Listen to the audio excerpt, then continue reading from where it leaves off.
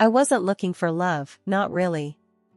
At 28, I was a rising star at my finance firm. Spreadsheets were my love language, and my cubicle felt more like home than any bar or dating app ever could. Then came Sarah's rooftop party. Sarah, my coworker and best friend, had a knack for dragging me out of my comfort zone. This time, it was a mixed crowd, a bunch of artists and musicians Sarah knew, and a few of the more normal people from the office. That's where I saw him. He was arguing, well, more like playfully sparring, with a guy over the best way to restore a brick building.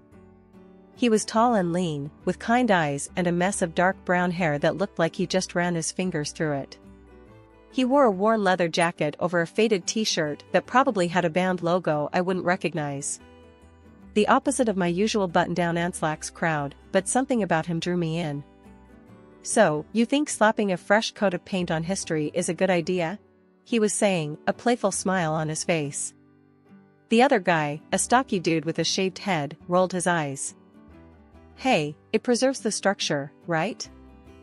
Yeah, but it erases the character, the guy in the leather jacket countered. The cracks and the wear, that's what tells the story.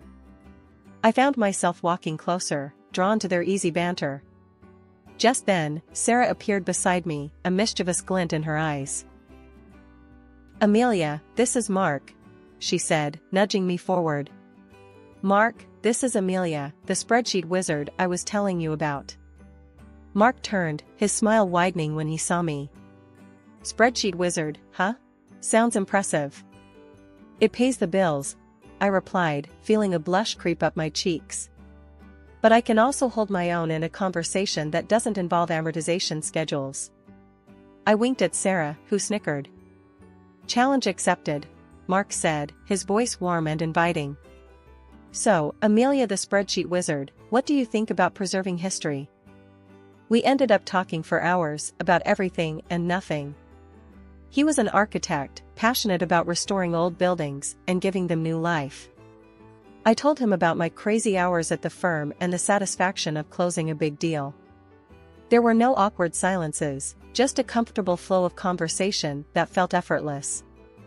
As the night wound down, we found ourselves standing by the railing, overlooking the city skyline. The air was cool, and goosebumps prickled my arms. This was fun, I admitted, surprised by the slight tremor in my voice. Yeah, he agreed, his gaze fixed on the glittering cityscape. I wouldn't mind doing this again sometime. Me neither, I blurted out before I could overthink it. We met with Mark's parents, Martha and Arthur, at a fancy restaurant they picked. The conversation flowed easily enough, at first. We talked about the wedding plans, the venue I'd booked, a beautiful old converted library, and the caterer I was stressing over. Turns out organic, locally sourced canapés are a pricey business. Then, things took a weird turn. Martha, mid-bite of her lobster bisque, which she pronounced bisky with a forced accent, suddenly fixed me with a steely gaze. So, Amelia, she said, dabbing her lips with a napkin, Mark tells me you work in finance? Yes, I'm a financial analyst at a large firm downtown, I replied, unsure where this was going. Analyst, huh? Sounds important, Arthur chimed in, his voice booming across the table. You must do well for yourself. Mark, who had been mostly quiet up until this point, cleared his throat. Dad, come on. That's not what we're talking about. Just making conversation, son, Arthur said, waving his hand dismissively. He turned back to me. So, Amelia, you mentioned a firm? Big name, I presume? I told him the name of the firm, a global player in the financial world. A satisfied smile spread across Martha's face. Excellent, she declared. And you say you do well for yourself? Investments? Stocks? That kind of thing? Yes, I manage a portfolio, I replied, feeling increasingly uncomfortable. This felt more like an interrogation than a meeting with my future in-laws. A portfolio, huh? Martha leaned forward, her eyes gleaming. How much are we talking about here, dear? My jaw dropped. This was outrageous. Nobody, not even family, asked questions like that. I glanced at Mark, hoping he'd step in, but he just avoided my gaze, fiddling with his breadbasket. "That's really personal information, Mrs. Miller," I said, forcing a smile. "Oh, come on, honey," Martha huffed. "We're practically family now. Isn't that right, Mark?" Mark mumbled something non-committal, his cheeks flushed pink. I decided to take matters into my own hands.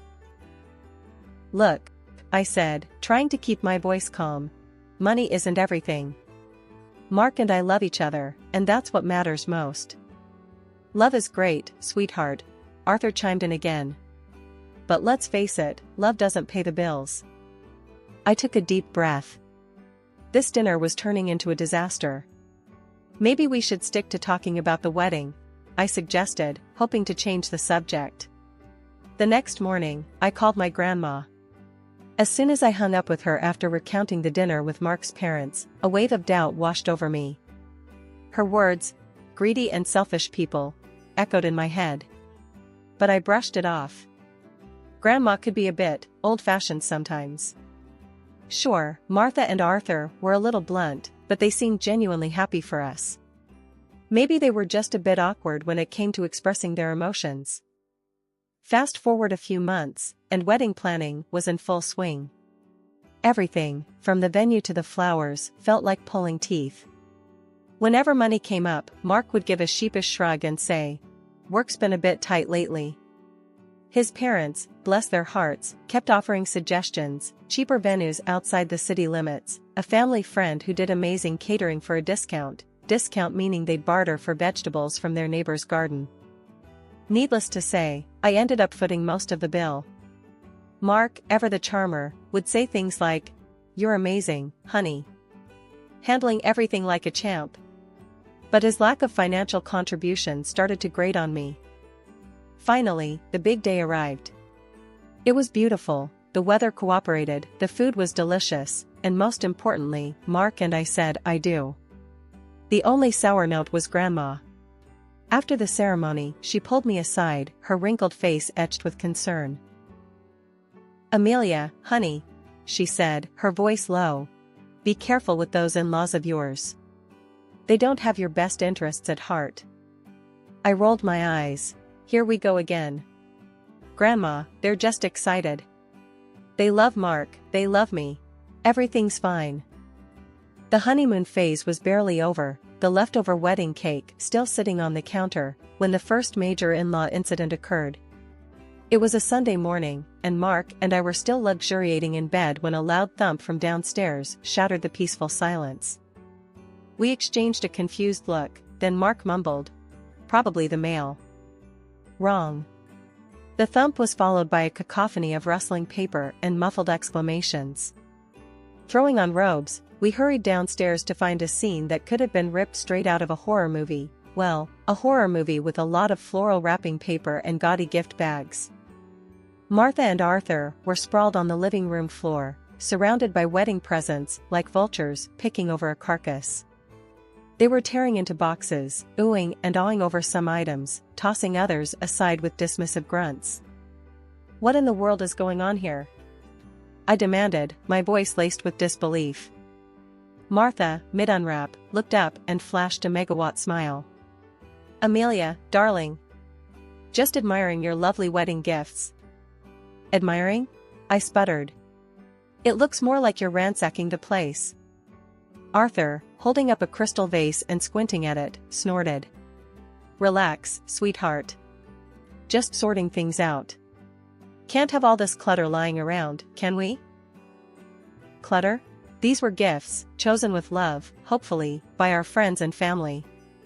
But before I could voice my outrage, Mark spoke up. "Maybe they should just leave the presents unopened, right?" he said, his voice mild. "Exactly." I chimed in, relieved he wasn't completely oblivious. Martha scoffed. "Don't be silly, honey. It's rude not to open presents. Besides," she added, her eyes gleaming, "we might find something truly special in here." Special for them, that much was clear. I watched in growing frustration as they picked through the gifts, setting aside anything that caught their fancy: a silver picture frame, a set of engraved wine glasses, a fancy cheese board. Finally, I couldn't take it anymore. "These are our wedding gifts," I said, my voice firm. "Not yours to take." "Look, honey," Martha said, her voice dripping with fake sweetness. "We just saw some things that would look lovely in our new house. You know, the one we're redecorating." They were redecorating? With our wedding gifts? The anger bubbled up inside me, threatening to spill over. "What about the gift you got us?" I asked, my voice tight. Martha paused, her hand hovering over a box wrapped in fancy floral paper. She rummaged through the pile, finally pulling out a small, oddly shaped package. With a flourish, she handed it to me. I unwrapped it slowly, my heart sinking with each layer of tissue paper. Inside was a cheap glass statuette, the kind you'd find at a discount store, adorned with garish plastic flowers. My stomach churned. This was their idea of a wedding gift? Maybe Grandma was right. Maybe I'd married into a nightmare. The wedding gift incident was just the tip of the iceberg. Martha's shopping sprees became a regular occurrence. She'd call, all chipper, and ask me to join her for a girls' day out. What it actually meant was me being her unpaid personal shopper. We'd browse stores, and inevitably, Martha would find something absolutely must-have. Then, at checkout, she'd do this weird shuffle with her purchases and mine, muttering about forgetting her wallet and such a hassle with separate bags. Of course, by the time the cashier figured it all out, I'd be stuck paying for both our stuff. Arthur wasn't much better. Weekends were his prime visiting time. He'd waltz in unannounced, plop himself down on the couch, and proceed to spend the entire day glued to the TV, inhaling whatever snacks I had on hand. When I finally built up the courage to ask him why he spent so much time at our place, he looked at me with a straight face and said, "Saves money on groceries and electricity, doesn't it?" The audacity of the man. Did he think we were running a charity? Mark, ever the peacekeeper, just rolled his eyes and muttered something about Dad just needing some company. The birthday dinner was the final straw. I decided to treat myself, a nice night out at a fancy restaurant, to celebrate another year older, and hopefully wiser. Naturally, I invited Martha and Arthur. Big mistake. The menu was a confusing array of French names and unfamiliar ingredients. Undeterred, Martha and Arthur ordered the most expensive dishes, pronouncing them with a confidence that belied their complete lack of knowledge. Halfway through the meal, Martha declared the escargots too slimy and pushed the plate away. Arthur choked on a mouthful of bouillabaisse, spraying a gout of saffron broth across the table. The entire evening was a disaster. By the time the bill arrived, my blood pressure was through the roof. The cost of that meal could have fed us for a month. And guess who offered to chip in? Nope, not Mark. He just sat there, oblivious, while I choked out a strained thank you to the waiter and reached for my credit card. Back home, fuming and frustrated, I finally confronted Mark. "How can you just let your parents walk all over you like that?" I demanded. "Come on, babe," he said, dismissive. "It's not a big deal. They're just, like that." "Like what? Selfish and entitled? Mark, this isn't okay." He sighed, running a hand through his hair. "Look, I love you, but you gotta pick your battles. My parents are, well, my parents. They're not gonna change." Maybe he was right. Maybe I had been naive, hoping to change them, to somehow mold them into the in-laws I'd always dreamed of. But the reality was staring me in the face. Martha and Arthur were who they were, and that wasn't going to change. The birthday dinner debacle was a turning point, but not the end. The in-law gift-giving strategy became painfully clear: shower us with cheap, impersonal trinkets on holidays and expect extravagant presents in return. A framed picture of a lighthouse for Christmas? Try a top-of-the-line espresso machine for Mother's Day, according to Martha's order. Any hint at the unbalanced value of gifts resulted in a lecture about family and not keeping score. My grandma, bless her soul, wouldn't dream of asking for anything.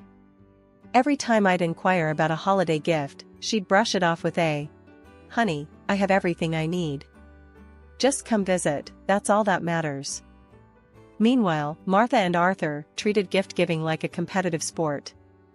They'd show up unannounced, a triumphant glint in their eyes, brandishing their latest treasures. A chipped ceramic fruit bowl for Christmas?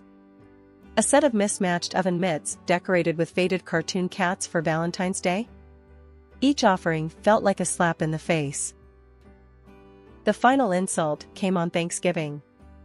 This year, I'd opted for a quiet night in, just Mark and me, maybe order some takeout and watch a movie. But of course, Martha and Arthur had other plans. They barged in, laden with shopping bags, their faces plastered with self-satisfied grins. "Happy Thanksgiving, sweetie," Martha trilled, thrusting a brightly wrapped package at me. I unwrapped it with a sinking feeling. Inside was a gaudy scarf, the kind you might find at a gas station gift shop. Flowers were fake plastic, the fabric felt like sandpaper against my skin. "It's perfect, isn't it?" Martha beamed. "Matches your new coat perfectly." I forced a smile. The coat in question was a vintage find I'd scored at a thrift store. The scarf, well, it clashed spectacularly. "Thanks, Martha," I mumbled, trying to hide my disappointment. Arthur, meanwhile, was holding up a small box. "And for you, son," he declared, "a little something to help you unwind after a long day at work." Mark's eyes lit up. He eagerly tore into the box, revealing a pack of cheap drugstore cigars. The kind that smelled like dirty ashtrays and regret. "Thanks, Dad," he said, a genuine smile spreading across his face. That was it. The final straw. Here I was, staring at a birthday gift that insulted my taste and a husband who seemed more excited about a pack of drugstore cigars than his wife's well-being. The anger simmered inside me, threatening to boil over. But instead of exploding, I did something completely unexpected. I took a deep breath, forced a smile, and thanked them for the lovely gifts. A glimmer of hope arrived in the form of my work performance. I landed a coveted quarterly award, a hefty bonus that practically screamed, "Celebrate." Venice, with its romantic canals and rich history, had always been a dream destination.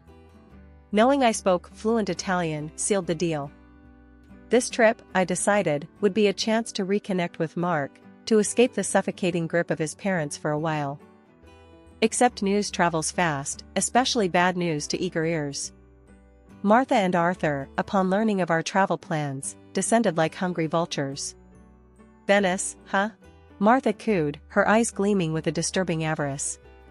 "Sounds delightful. Always wanted to see those gondolas up close." "Actually," I said, trying to be polite, "this trip is just for Mark and me. A little romantic getaway." Arthur scoffed. "Come on, Amelia, don't be selfish. We've never been to Europe, let alone Venice. Think of the pictures." Pictures? This wasn't about a photo op with gondolas, it was about escaping their smothering presence. "I'm sorry," I said, my voice firm, "but this is a trip for two." My polite refusal triggered a meltdown of epic proportions. They called me selfish, greedy, accused me of trying to alienate Mark from his family. The worst part? Mark, ever the peacekeeper, didn't stand up for me. Instead, he mumbled something about maybe they could come along and it wouldn't be that bad. That's when I knew. This wasn't just about a trip anymore. This was about boundaries, about respect, about whether our marriage could survive his parents' constant intrusion. I looked at Mark, my voice laced with ice. "Absolutely not. This is our trip, and they are not invited." The fight that followed was brutal. Harsh words were exchanged, accusations hurled. By the end of it, a heavy silence had settled between us. We retreated to opposite ends of the apartment, a cold war brewing in our once happy home. Days blurred into one another, the silence in the apartment a constant reminder of the chasm that had opened between Mark and me. I didn't call his parents, the mere thought of their entitled whining made my stomach churn. Mark remained in his self-imposed exile, the only communication a terse, "good morning," mumbled in the kitchen each day. Then, on a random Saturday morning, I woke up to an empty apartment and a sinking feeling in my gut. My phone buzzed on the nightstand, the notification sound grating on my nerves. Glancing at it, my blood ran cold. Airline ticket confirmations. 3 of them. To Venice. Purchased from my account. Panic clawed at my throat. No. It couldn't be. But as I scrolled through the confirmations, the sickening truth settled in. Mark, with the audacity of a seasoned thief, had used my trusted access to our bank account to book not only his own ticket to Venice, but 2 more, for his precious parents. Hotel reservations, also courtesy of my hard-earned money, confirmed my suspicions.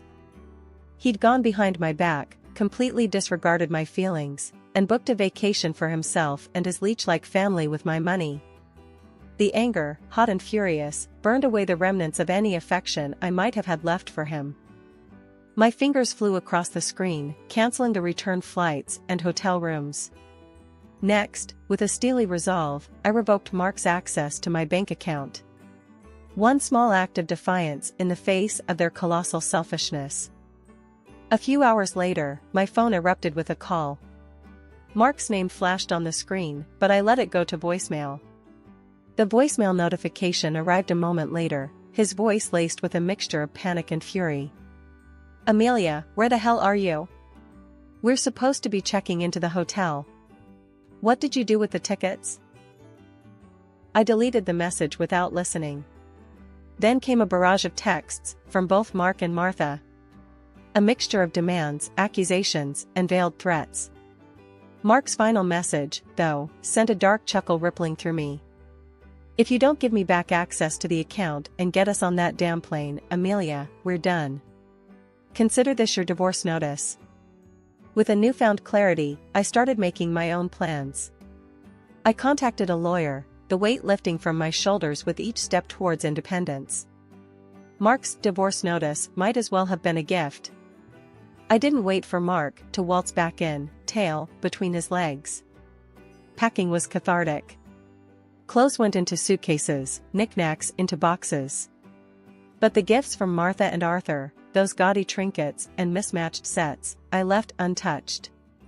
I lined them up on the living room floor, a garish monument to their selfishness. A final act of defiance before I slammed the door shut on that chapter of my life. Grandma's house, with its familiar scent of cinnamon rolls and worn furniture, felt like a warm hug. Tears streamed down my face as I recounted the entire ordeal, the hurt and anger spilling out like a dam breaking. Grandma listened patiently, a sad smile on her lips. I told you, honey, she said softly, her voice laced with a hint of I told you so, but mostly concern. But sometimes you gotta learn things the hard way. You know, I said, a newfound determination settling in my voice. Maybe this is a good thing. Now I know what to look for, what to avoid. A few days later, a knock on the door shattered the peaceful afternoon. My heart lurched, but before I could react, Grandma ushered me towards the back room. Peeking through the curtain, I saw Mark standing there, looking lost and dejected. Amelia, please, he pleaded, his voice thick with desperation. Let me explain. Grandma opened the door a crack, her expression unreadable. Mark launched into a groveling apology, spewing words about realizing his mistakes and trying to distance himself from his parents. The anger that had been simmering inside me bubbled over. I barged into the hallway, a cold fury in my eyes. Distance himself? I scoffed. Mark, you were about to spend my money taking them on a vacation. This isn't about you suddenly seeing the light. This is about you being comfortable. Comfortable because I paid the bills and bought your parents presents. He opened his mouth to protest, but I cut him off. No, Mark. This is over. I don't want to build a life with someone who prioritizes comfort over respect, or someone who lets his parents walk all over him and his wife. I deserve better than that. Mark's face crumpled, but this time I felt no pity. The door shut with a finality that echoed in the silence that followed. Maybe Grandma was right. Maybe this wasn't the end. Maybe it was the beginning of something new, something better. A life free of entitled in-laws, a life filled with respect, and maybe, someday, with love that wasn't selfish or convenient.